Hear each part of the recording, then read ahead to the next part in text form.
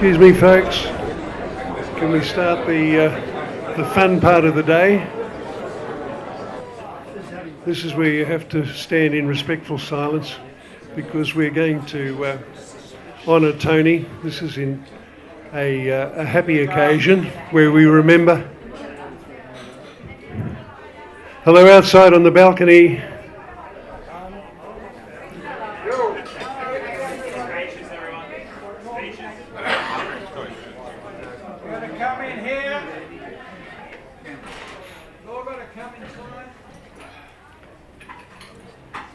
We'll listen through the window.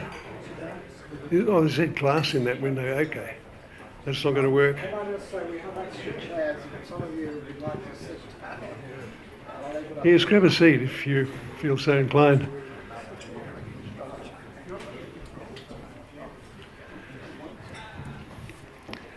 So, we're celebrating Tony's life today, and a few of us got some stories to tell about Tony that hopefully will amuse you. But just if I can sort of welcome family, friends and fans. I know we're all fans. I love the man. I have just a few apologies that I've been asked to read. Bruce Mansell,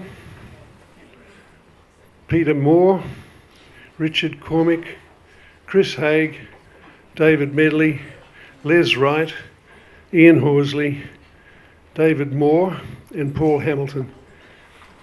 So we're sorry that these people haven't been able to make it. I've also had a couple of letters from people. I'll mention Tony. I'll mention Tony Hoskin in a minute, but David Medley sent a lovely letter to Max, and the highlight of it was his mention of Tony's technical knowledge. He said was immense, but he remained a great human being, both friendly and humble. I've never ever seen a race car driver who admitted that the car was too much for him, which he did with the RT4. So yeah, for a driver like Tony, that's really something for him to say. So I just also want to mention another couple of important people here today. Stuart Sedgman, who's been Tony's right-hand man for many, many years, did his apprenticeship with Tony, got a lot of experience in the States at Tony's organisation, and then spent the last 6 years looking after Tony, making sure that he was perfectly comfortable and happy, all things considered. So thank you, Stuart, very much for that.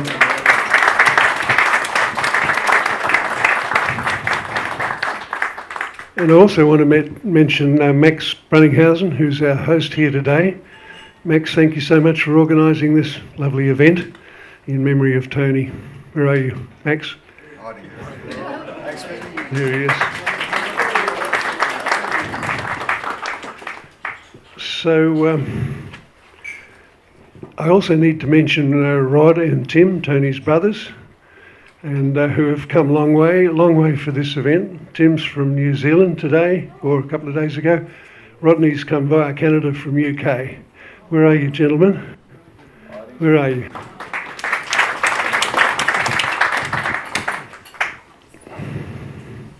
So Tony had many aspects to his life, which I'd just like to mention a few.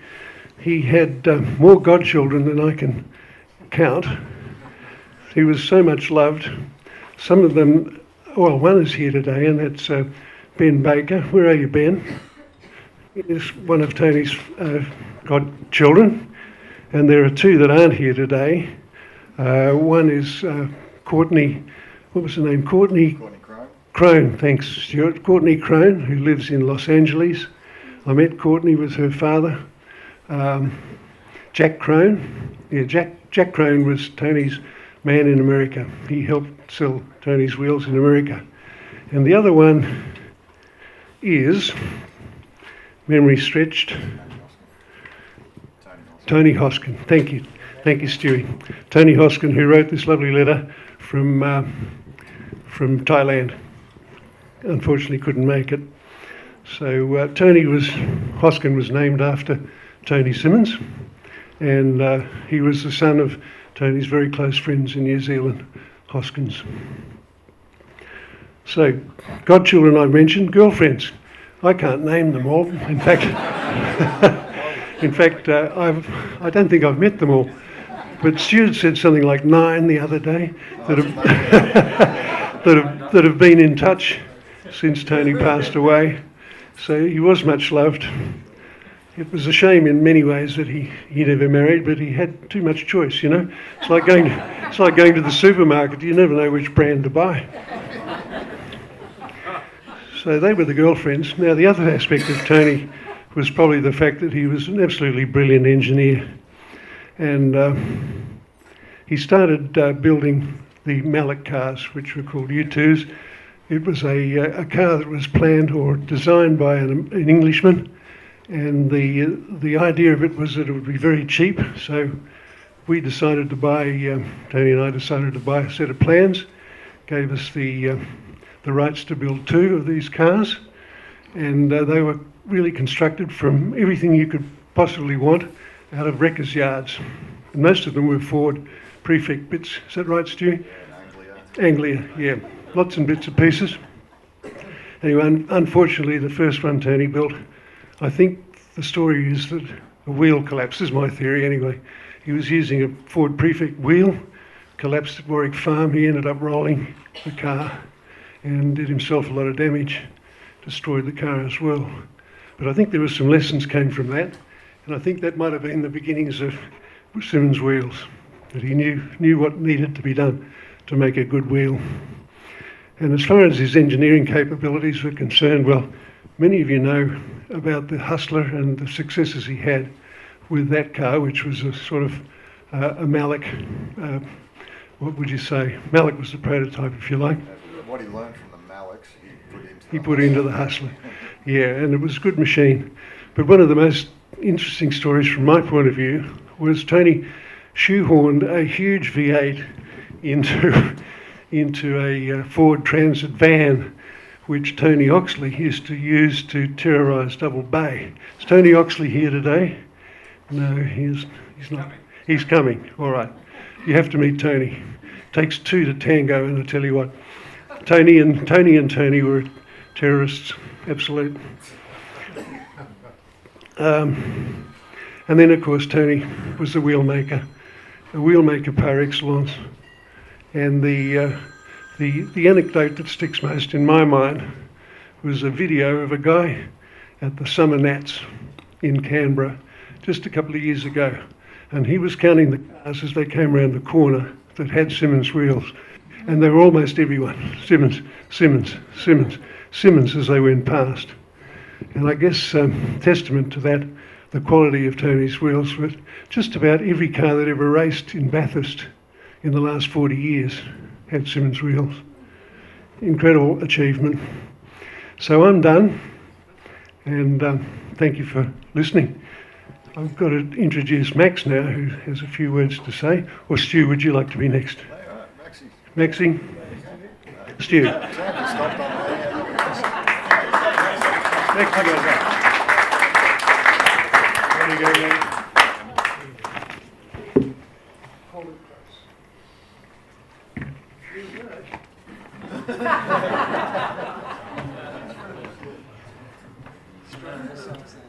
I just have one more thing to say next before while you're getting your notes sorted, I just think we should all drink a toast to Tony, because everybody here today has been touched by Tony in some way or another, and I dare to say that it's enriched our lives. To Tony. I had a whiskey here a minute ago, but it's gone. Yep. Tony Simmons.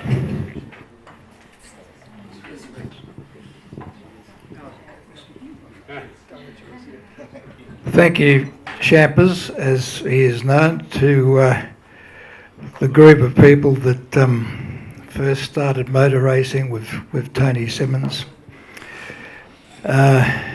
Champers has been a long time friend of Tony's, probably going back 60 years or so.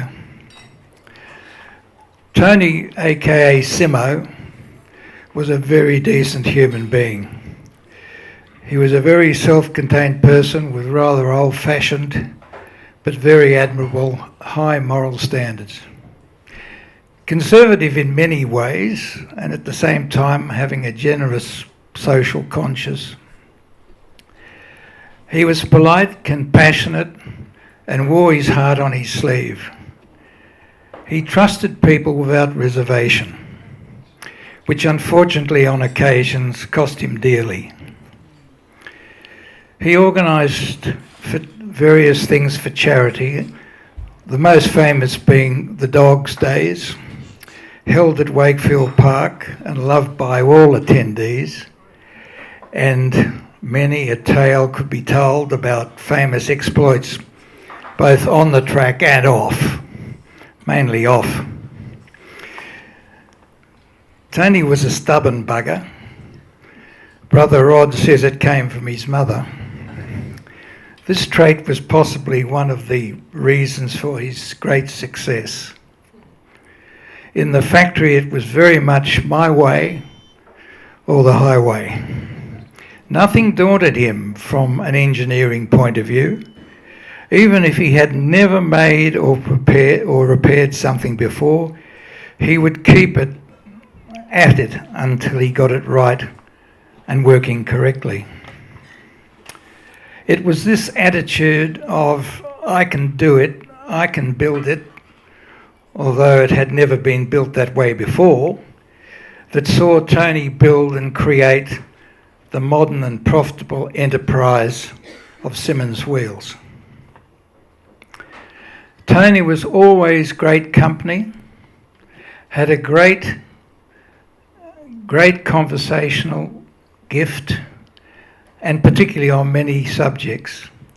He had a passion for blues and soul music, an encyclopedic memory when it came to which female vocalist sang what song and what time and who is it written by.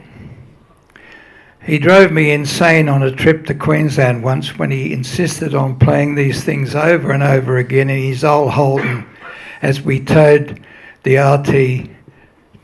RT4 up to Queensland. He loved aircraft and went to air shows all around the world. He would travel anywhere to go to a decent air show. He could recite models' details on scores of different planes, their performance figures, engine types, and when they were built. He was largely self-taught as an engineer, but that did not stop him from designing and building nearly all his own manufacturing equipment. He automated the wheel spinning process, previously done by hand, and he was commissioned by Chinese buyers to build an auto spinning lathe for them. He was a very gifted and resourceful engineer. Tony was born in Whangarei, New Zealand, on the 31st of August 1942, right in the middle of the Pacific War. He insisted on calling Whangarei Whangarei because he liked calling it the Maori way. That was his typical thing, and he used to correct me all the time. Say it like the Maoris do, he'd say. Tony went to Whangarei High, left at the age of 18, and proceeded to take a course in engineering at Auckland University. Rodney, his brother, tells me that Tony lasted there about 18 months when he decided that it wasn't his bag. He was obviously looking for wider opportunities, looked across the Tasman towards Australia, and arrived in Sydney in 1963. His mother lived in Double Bay, and that was a handy place to start from. At that time, he knew nobody. So Mum organised to introduce him. Where's he gone? To Michael Champion. I was going to point him out to you, but there he is, hiding in the background. And that became really his first port of call in Sydney. He got a job with, courtesy of some contacts that his mother knew, in Lumley's insurance broking business in the city. And it was here that he met quite a few of his early friends. Rick Raitt, who unfortunately is at another function in Melbourne and couldn't make it, and Crichton Brown, who unfortunately is no longer with us, and many other eastern suburbs wags. This probably included me, but I wasn't at Lumley's, and I met Tony and Michael, otherwise known as Champers, as I was driving through Double Bay one day, and I spied this very smart looking blue Morgan tucked away in a workshop in the Shell garage. So being a petrol head, which I am, I of course stopped, went over to the car to have a good look at it, and out from under the car came these two guys. One very tall and one shorter and skinnier. That was our mate Simo. And I can say that we have remained close friends for the past 60 years. These boys were running their first race at Warwick Farm, which of course, as you know, has since closed long ago, in that Morgan. Mike actually owned the car and Tony did the fettling, and they used to take the races time and turn around. Mike was actually quite pissed off. He owned the car and Tony was always quicker than him, and he wasn't too keen on that. The racing got serious as the time went on. Tony left Lumley's and spent more time looking after the cars. His ability as a driver was noticed by some of the hierarchy in motor racing at the time, notably David Mackay, who was of course one of the chief entrepreneurs of motor racing at the time in Australia.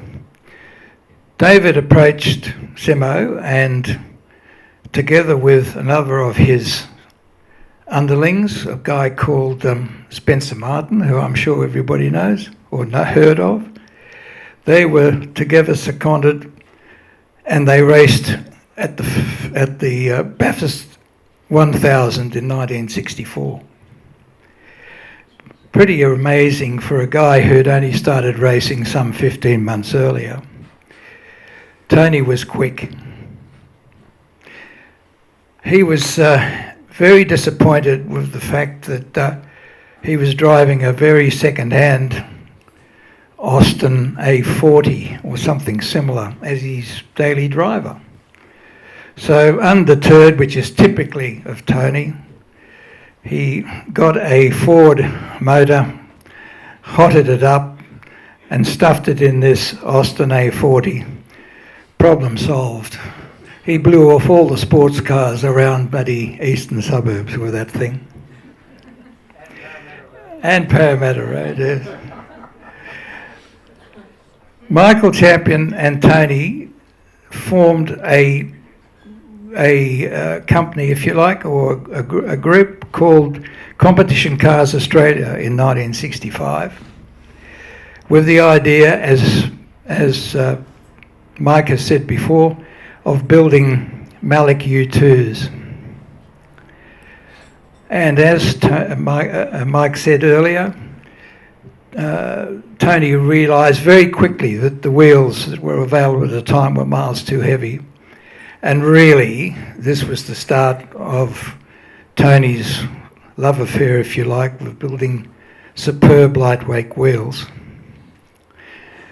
The car was finished late in 65 and into 66 maybe, and Tony tragically had a terrible crash at Oran Park in May '66.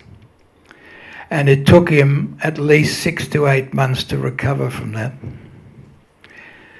Towards the end of his recovery, he used to come to our place quite often.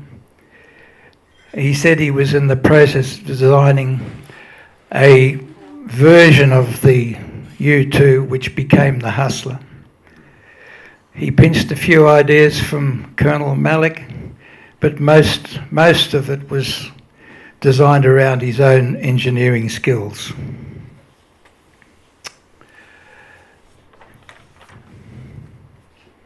Tony went on to produce several of these cars.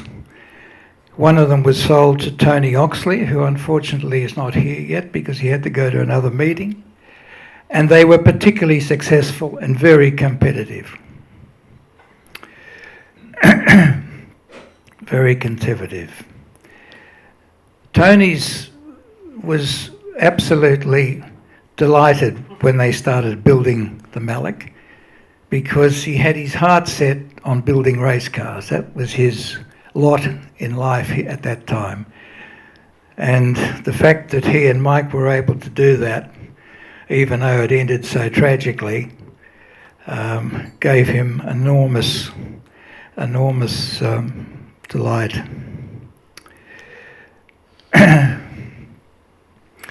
He later worked with Tony Oxley and the Oxley family, looking after their fleet of quite exotic cars. He helped Tony when he first started racing, which I think, if I got it right, Tony's not here so he can't correct me, but I think that Tony's first outing might have been in his father's 275 GT Ball Ferrari, which was obviously a very lovely car, at Amaroo Park.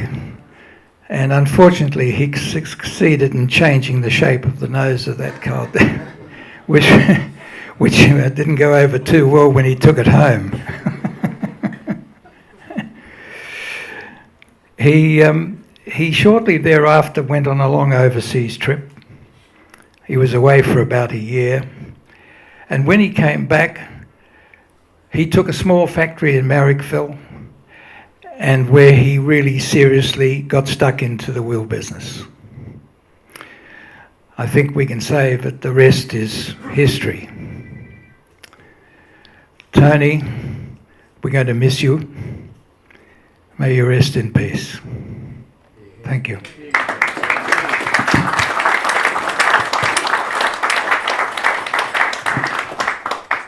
Just one thing while I have you. Although Mike has already mentioned the carers who looked after Tony. Hayden is outside. The carers that Stewie Sedgman organised, and Stewie himself, it's just wonderful how much work they did and how caring they were for Tony, particularly in his last year. And I'd like to acknowledge that with a round of applause. Thank you.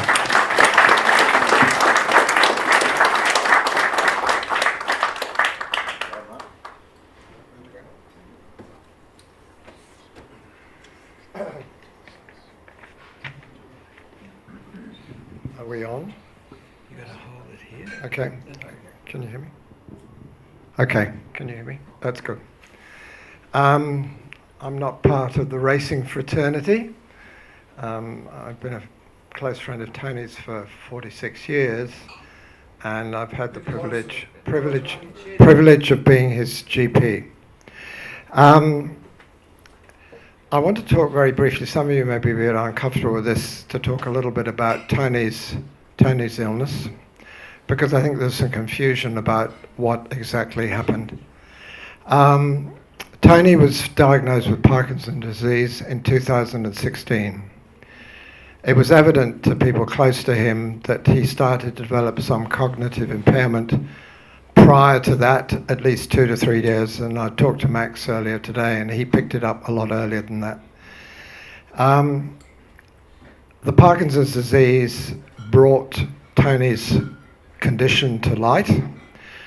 He went through a number of neuropsychological testing, and it was quite evident on those tests that he had an impairment. Tony was in denial.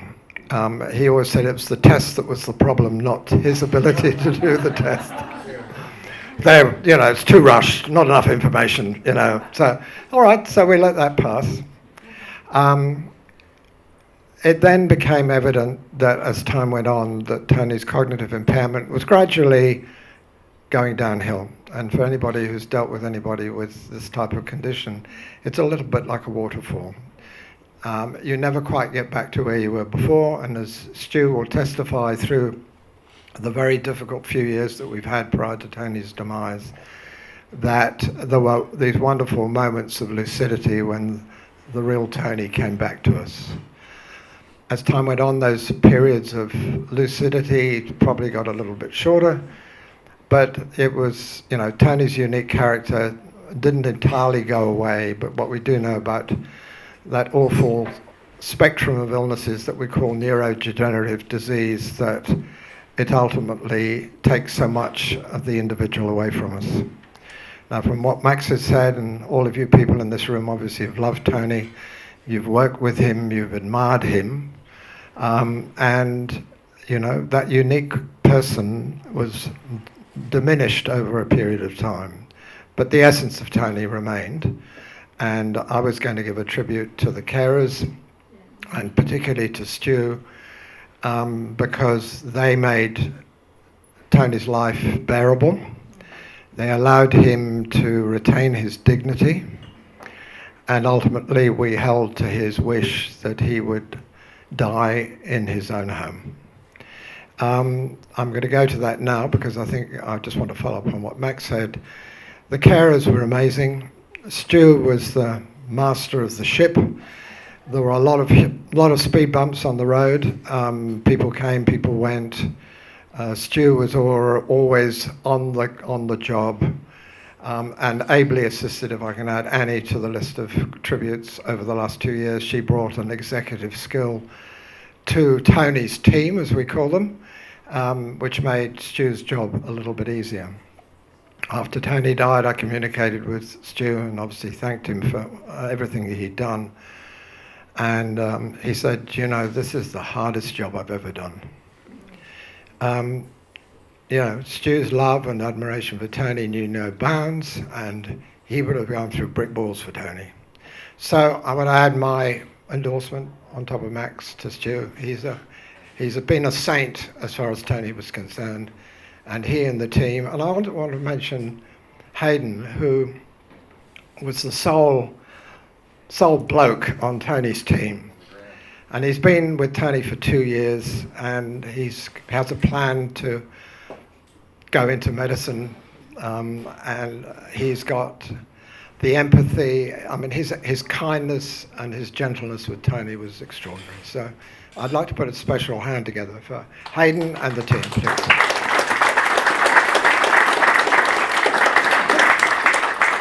In terms of diagnosis and what I had to write on the death certificate, it was evident that Tony had a dementia that was not Parkinson's dementia. There is a form of dementia that comes with Parkinson's disease, but it tends to follow on, and the dementia was there before Tony got Parkinson's disease. So to some extent, Parkinson's disease was a red herring, and in effect, the Parkinson's disease was never a health problem for Tony. He never had tremor, he had some mobility issues, but it wasn't really an issue. There is a form of dementia, which may be familiar to one or two people, called Lewy body dementia. And the formality of what happens with Lewy body dementia is not dissimilar to the form of dementia that some people get with Parkinson's disease. So essentially, that was the diagnosis. It wasn't Alzheimer's. There are lots of different conditions under the umbrella that we call dementia, but this was a Lewy body dementia.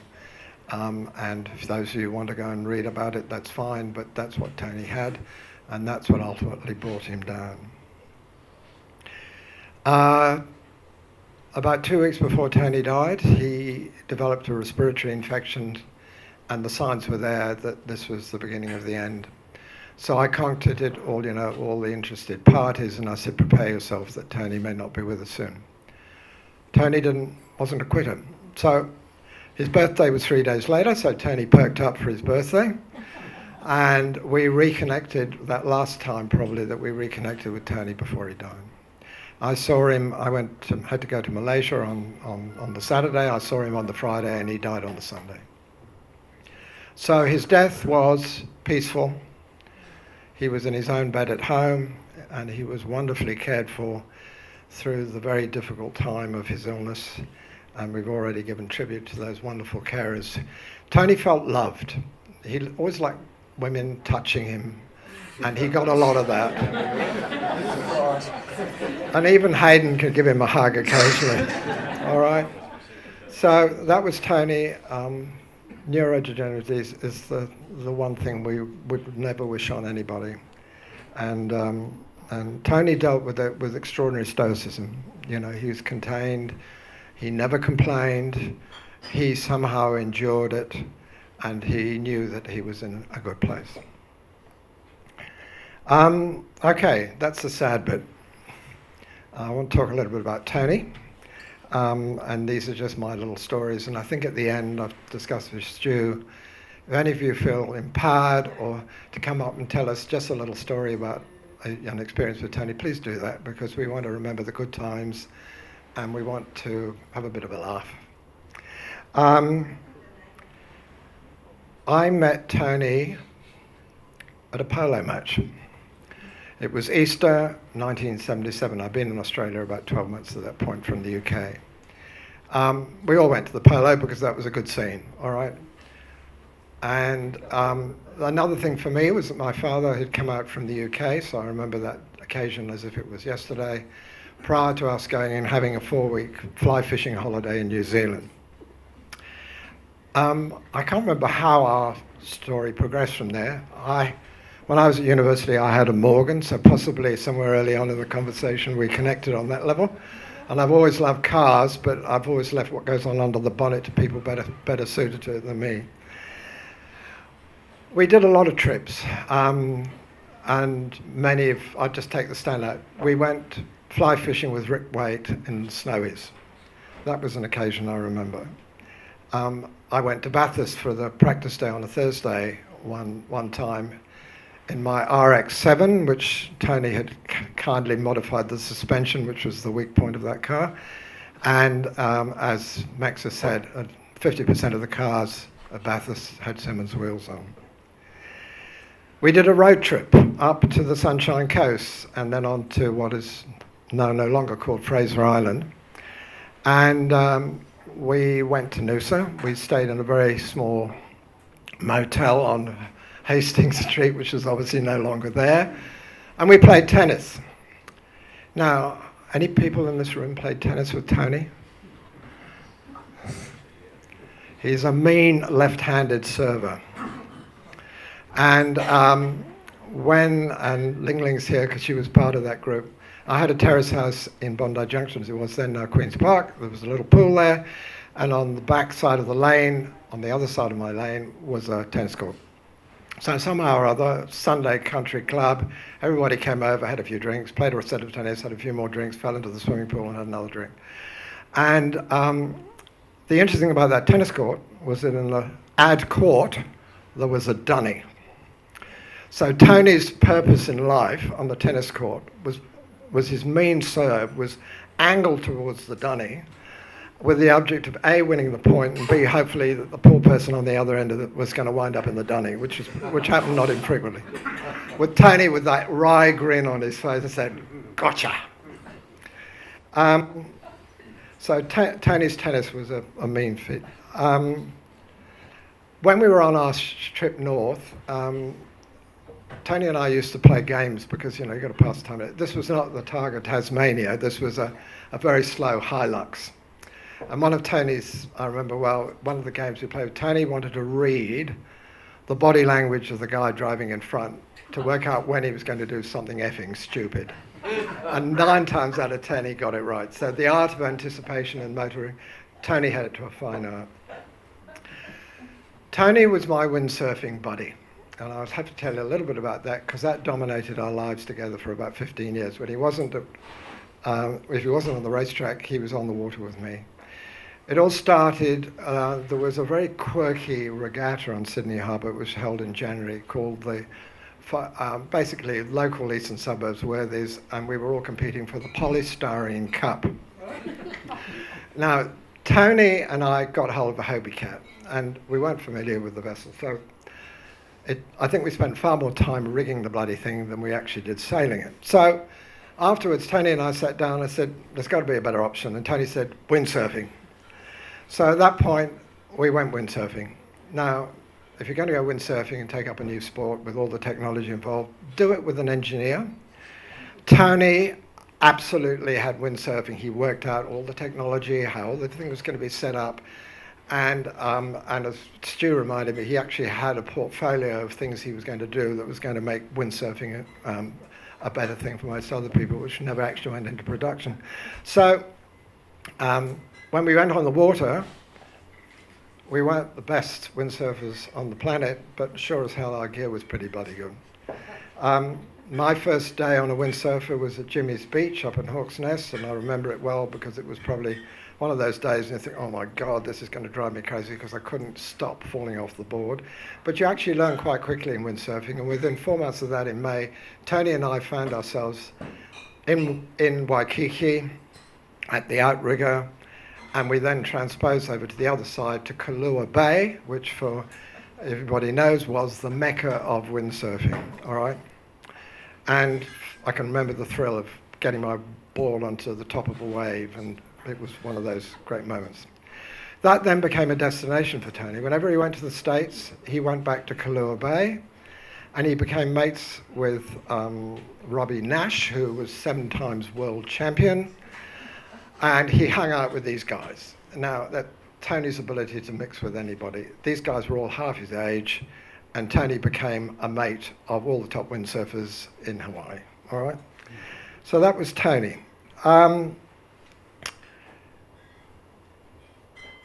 We used to sail, initially Rose Bay, no good, fluky winds, mostly Yarra Bay on Botany Bay, and screaming across Botany Bay can be quite fun.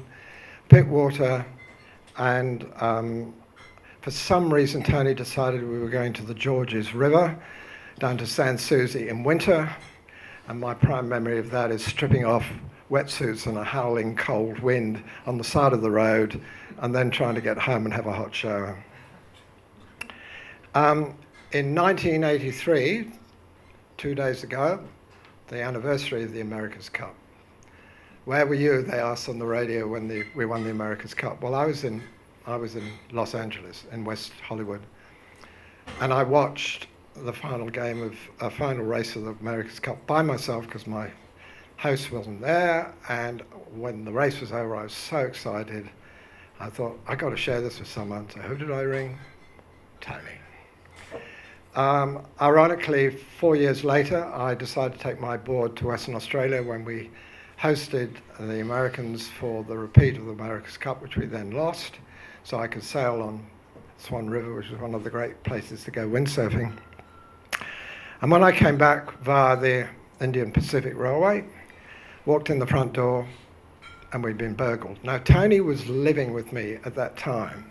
I think maybe he was doing some home renovations. So Tony comes home. I said, Tony, can you confirm that we've been burgled? And he said, yes, definitely. So we called the Waverley Police, and about an hour or two later, these 2 young women detectives walked in the door and took my statement. And when they walked out the door, Tony looked at me and said, Martin, you have all the bloody luck. He said, you get burgled and you get the 2 best looking young women in the New South Wales Police Force to take your statement from you. Beyond that, the thing that probably closest to my heart with Tony was when I belatedly got married and started to have a family, that I added my son to his list of godchildren, all right? And Ben's standing at the back today. And 6 months after Ben was born, we went down to spend a weekend with some friends of ours who had a property in Goulburn, and we segued to Wakefield, And Ben has a photograph of him sitting in Tony's racer at the age of 6 months. So from that day onwards, Tony was family. Very rarely was there not a family event, and particularly always every Christmas when Tony rocked up on the doorstep with a bottle of wine. My kids grew up with Tony, they loved him, he was so much part of our world, and I'm sure he is for many of you here. He was a special person and integrated very well wherever he went. What I'm going to say as a summary probably applies to everybody else in the room. When I think about friendship, the core of the real friendships that I've had in my life, the way you define those is, I can't imagine my life without this person. Whether it's your partner or a close friend, there's a big hole in all of our lives, and we are doing everything we can to fill it with happy memories. I think if I speak for all of us, we're all lucky, so lucky to have Tony in our lives. Vale Tony, and it's been such a privilege having you as my friend. Thank you.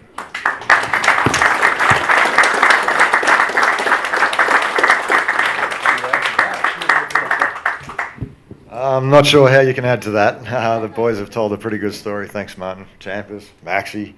I came along late in the piece, but Simo was very influential over my skills and engineering prowess. He taught me a few things. Always gave you an opportunity to state your case, but we always ended up doing it his way, which it always worked. Look, there's stories and stories that go on, but I'm thankful to the Simmons brothers, Champers, for all the support, Maxie, Rich, everybody who's been around to help us take care of Tony. You know, there's so much love for Tony from everyone here and around the world. The messages have been amazing. Simo, his legacy, we'll make sure it lives on. A few projects to finish, a few more stories to tell. But thank you guys for letting me take care of Tony. You know, I appreciate it. Without your help, Martin, we couldn't have done it. We needed you as the grand poobah, taking care of things. The care team, scattered throughout us here today, incredible efforts that just got more and more technical as time went on and Tony's needs increased. So, look, I think you guys, Maxie, Champers, Martin, everybody's covered it here today. Thank you so much, everyone, for coming. It's lovely to see everyone having a chat and taking care of it. Yeah, Maxie wants the bar tab to run up a little bit, so everybody get onto it. What else have we got? Does anyone have any little stories they'd like to say? Or? Just a quick one. You don't have to make a speech. Yeah, I'll tell a story. There you go, Ben.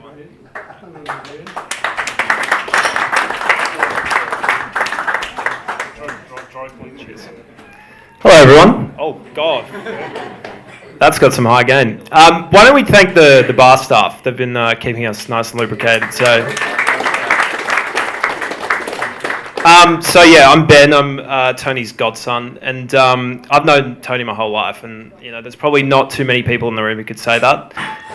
But I want to take this story back to when I was 8, 2002, and Tony Simmons got me drunk for the first time. And as the story goes, Dad and I were due at his place, and I think it was Darling Point, was it? Did he live in Darling Point? Darling Point. And we went to watch the Bledisloe at his place, and I walk in, and the first thing he comes up to me, he hands me a bottle of James Boag's Premium Lager. And I look at it, and I'm like, oh, what's this then? And he goes, that's what you're drinking tonight, mate. And so I sat down, ended up polishing off the bottle before the game had even started. So I was bona fide pissed before the whistle even blew.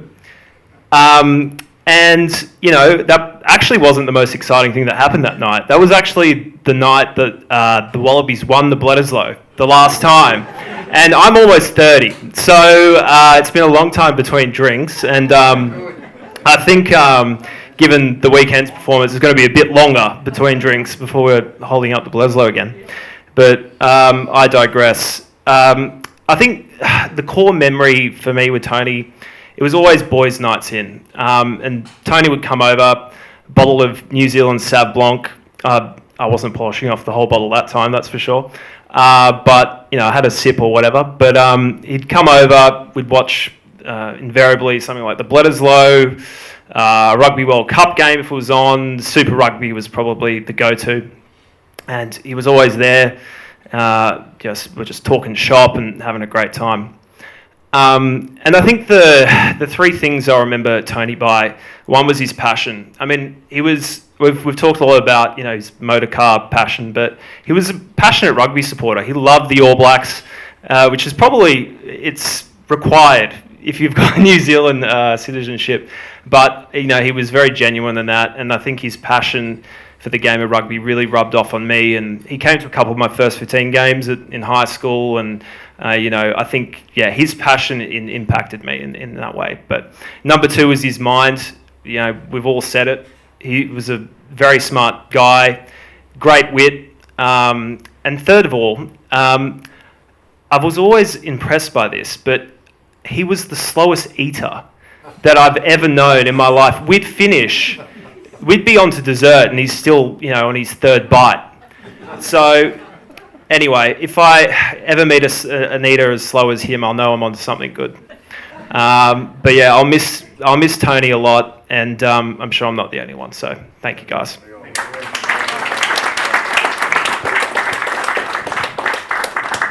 Any other stories?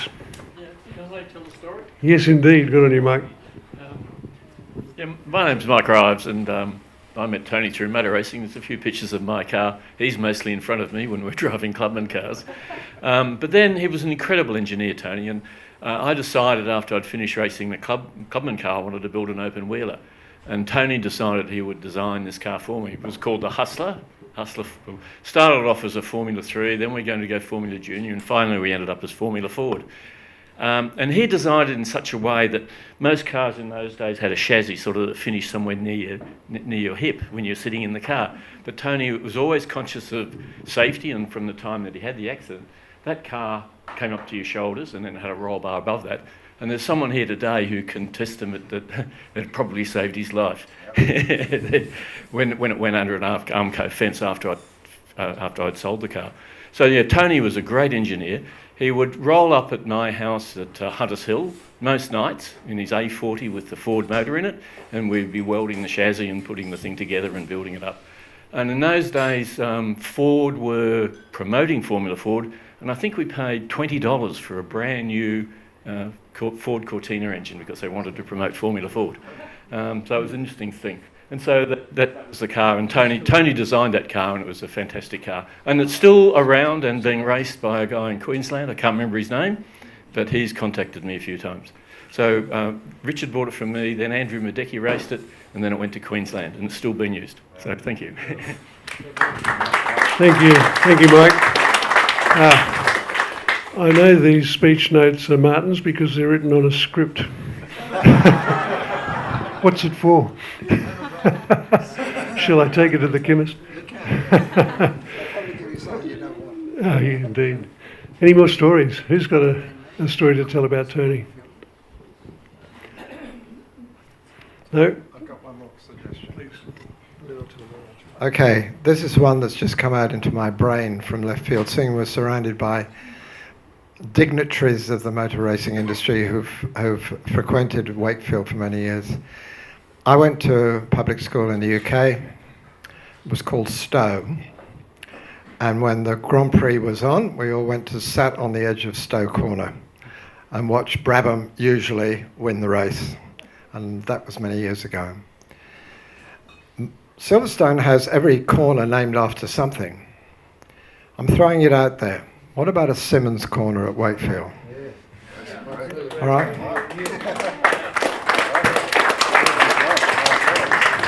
Well done, Martin. That's typical creativity. I'm thinking outside the square. So, what a great idea. Who has influence here that can organise that? I think we need a memory of Tony Simmons. It would be a great tribute. Indeed. Martin just said it would be a great tribute to somebody who has been influential in the industry. extraordinarily. Anyway, it's out there. So no more stories. No more stories to tell. Why don't we raise a glass, a tuna sandwich, or some fish and chips to honour the man? Yeah, let's do that. We'll drink another toast to Tony, whom we loved dearly. To Simo. Tony, cheers, Tony. May your memory live a long, long time.